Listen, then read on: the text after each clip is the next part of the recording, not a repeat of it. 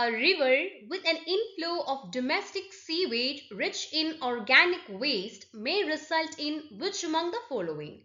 Option A, drying of the river very soon due to algal bloom. This is incorrect. Algal blooms do not cause rivers to dry up. They can lead to oxygen depletion but not to the drying of the river itself. Coming to option B, increased population of aquatic food web organisms.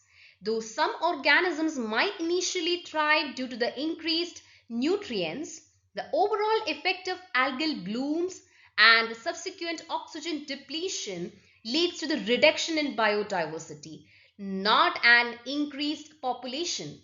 Option C, an increased production of fish due to biodegradable nutrients.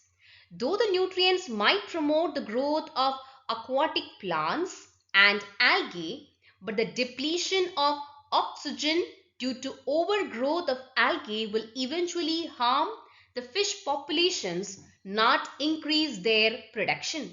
So, option A, B, and C are incorrect answers. Whereas coming to option D, death of fish due to lack of oxygen. This is absolutely correct.